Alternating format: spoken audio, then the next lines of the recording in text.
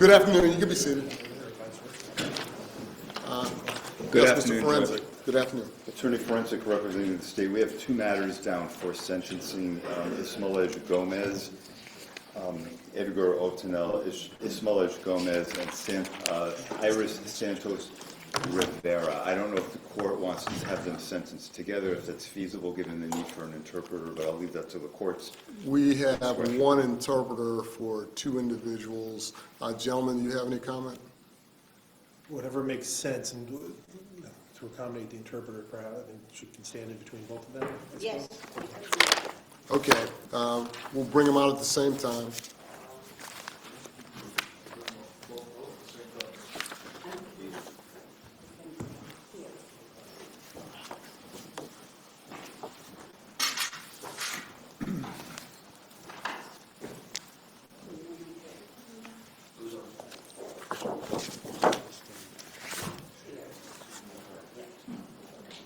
Put it next to each other.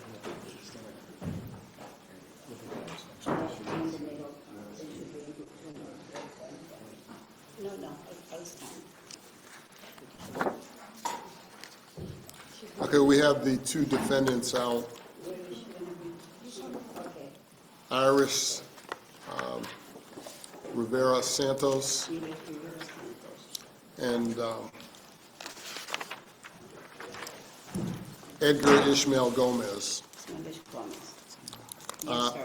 Each entered pleas on a prior date. Is that correct, Madam Clerk? Those pleas were canvassed and found voluntary, and the court had made a modification to the plea agreement offer, and we continue the case to today for the defendants to decide whether they were going to accept the modified agreement. Is that correct, gentlemen? That is correct. Yes, sir. Yes, sir. And what are your clients going to do, Mr. Angada, Mr. Ford? Okay. ¿Qué es lo que quieren hacer? My client would like to go forward with Your Honor's offer. And if I recall correctly, he's going to get a total effective sentence of 18 years to serve. Yes, sir. Mr. Ford? She would like to accept the court's offer. And she's going to get a total effective sentence of 20 years to serve. That's correct. All right, and the two defendants have pled essentially to the same charges with a few There's differences. slight variations, but essentially the same set of, mostly the same set of facts. All right, Mr. Forensic, do you want to say anything before we proceed? I would like to make some sentencing arguments. I have a woman who, the former foster mother of the victim in this case, who would like to be heard. I did read the PSI, which was disseminated several months ago. I don't have any changes to the PSI, but the state does wish to be heard. All right, and I think we went through the issue of the PSI, changes with the PSI. Any changes, gentlemen? Mr. Angada, Mr. Ford? No, I did review that with my client at our previous court hearing. Okay, and I had already reviewed the PSI the last time, and I have it again today. All right, yes, Mr. Forensic. I'll start off by saying I know that the court is very familiar with this case because we've had a number of in-court, in-chambers, pretrial discussions. The charges are extremely troubling and serious, but I will say this, and I think the court knows it, but I'll say it for the record. The court's offer of disposition, 20 years for Ms. Rivera and 18 for Mr. Gomez. These charges, the state never charged either of them with a homicide offense. And the court was aware during our discussions why that was. The state was unable to prove to a satisfactory level of proof sufficient to go to trial as to which of these two parents killed their child. Common sense dictates that it was either one, the other, or both, but in a court of law, we could not prove it beyond a reasonable doubt. So these charges basically stem from a history, a pattern of serial neglect, both physical and health-related neglect that Liam Liam Rivera sustained throughout his short 2-year period of life. I'm not going to go through all the facts in this case. I'm not going to go into all of the facts which support these charges because I already did that when both individuals were sentenced. But I can just say this.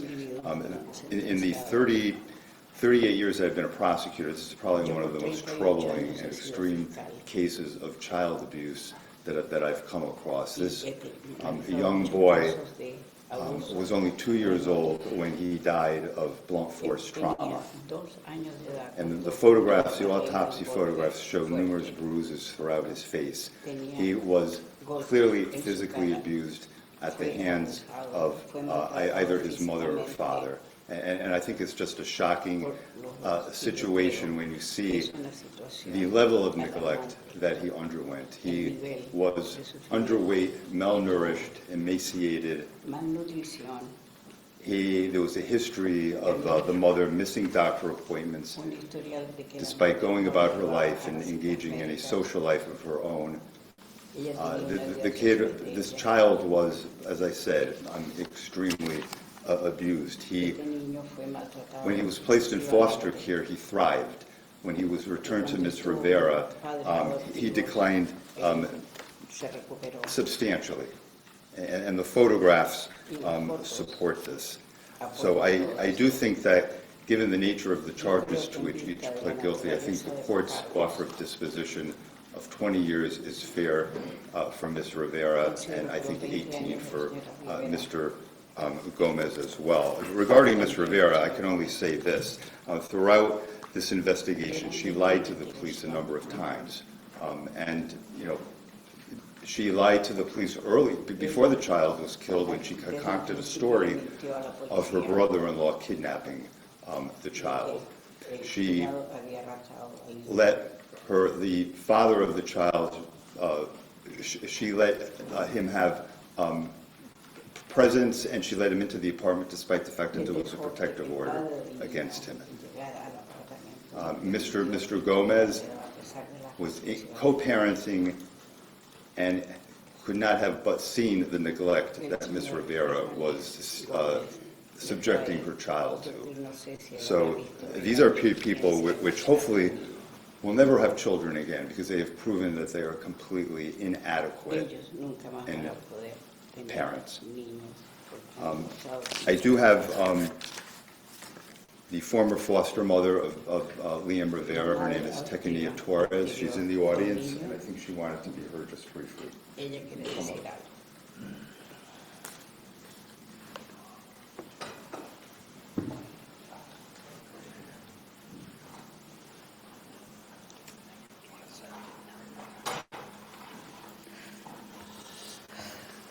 Thank you, Your Honor, for allowing me to come and speak on his behalf. I wanted to talk a little bit about Liam. He, very sweet baby. We took him to all of his doctor's appointments, all of his specialist appointments. He had play dates with his friends. His favorite toys were trucks and soccer balls. He loved going to the park, even at a small age. One thing about Liam is that any arguments, any screaming would terrify him. So we knew when he looked up at you, if he was in distress, he knew that he wanted to be held. Well, we knew, me and my children.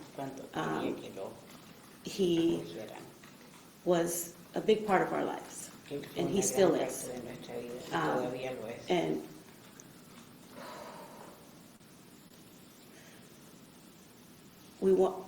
myself came, but my children are with me. We will never forget Liam. Every birthday we celebrate, every Christmas we donate toys in his honor. Every Thanksgiving we made the plate for him. We now have Liam's sister, almost a year, and we want I need to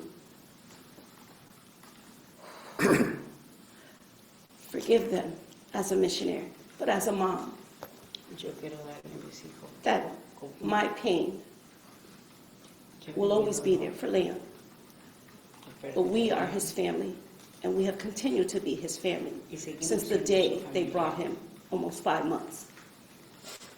And we were still there for them, for all of them. y estamos siempre ahí. We just wanted the court to know that he still has family. Queremos There's not a day that we don't think about him.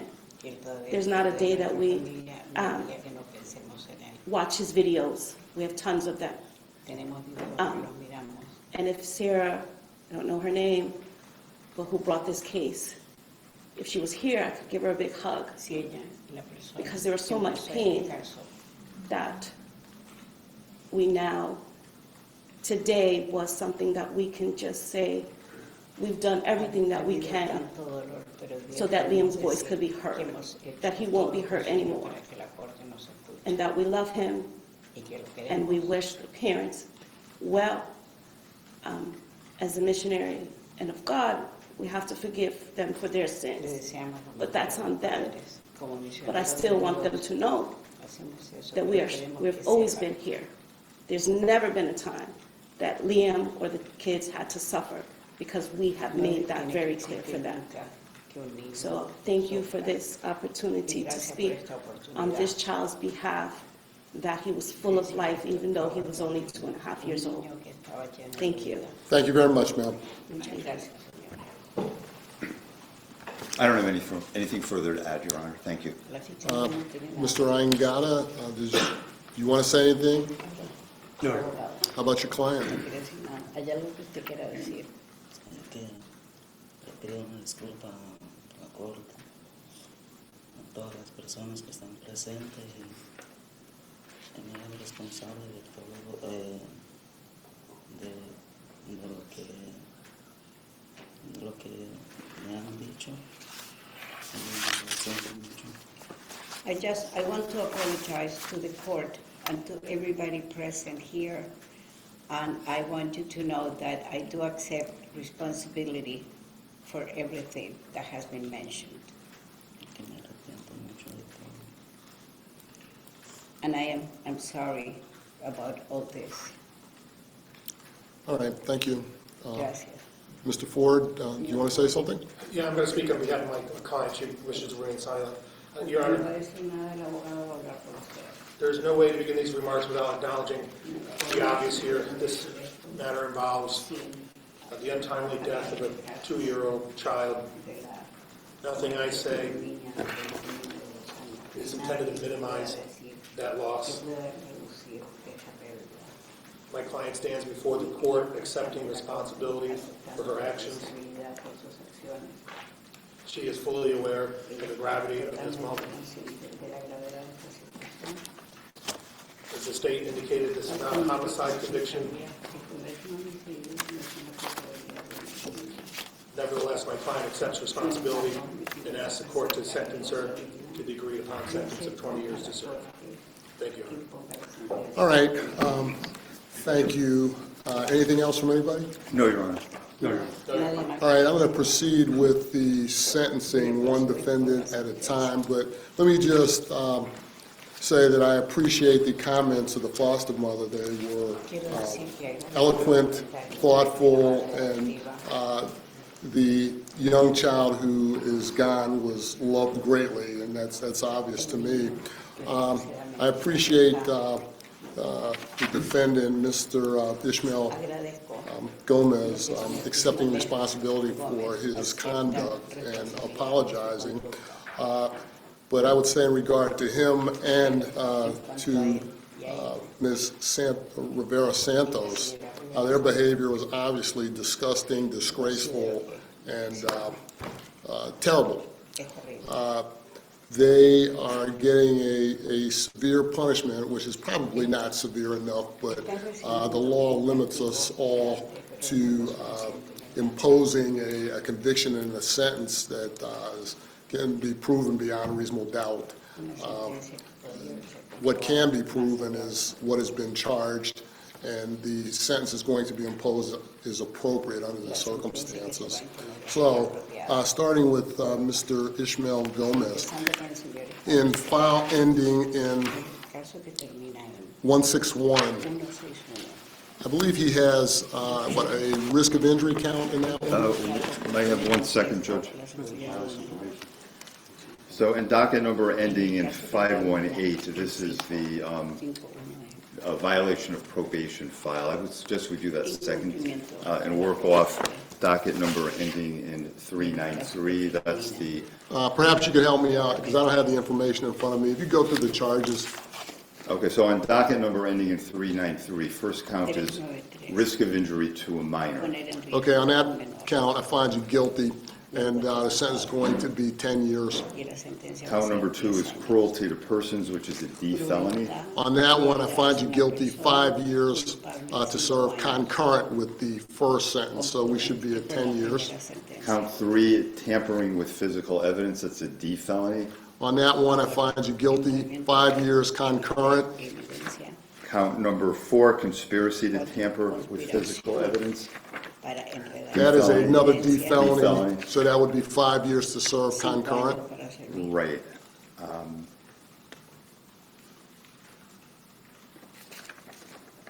So we're up to 10 at this point. Hindering prosecution, which we determined in chambers, that's actually a D felony.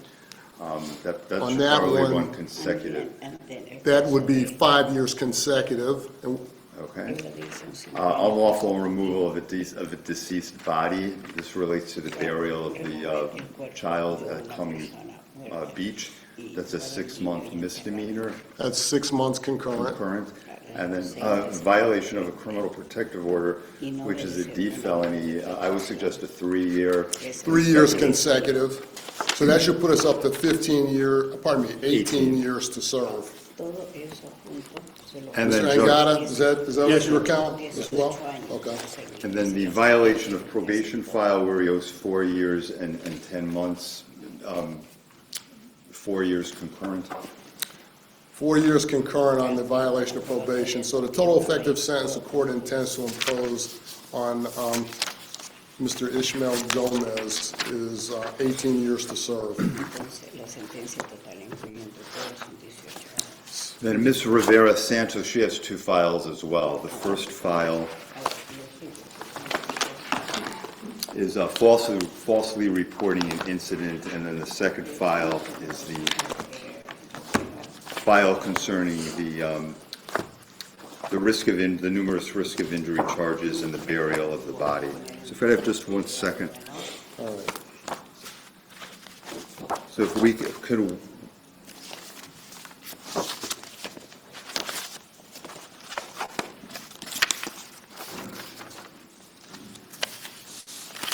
work off docket number ending in 539. This is the main file.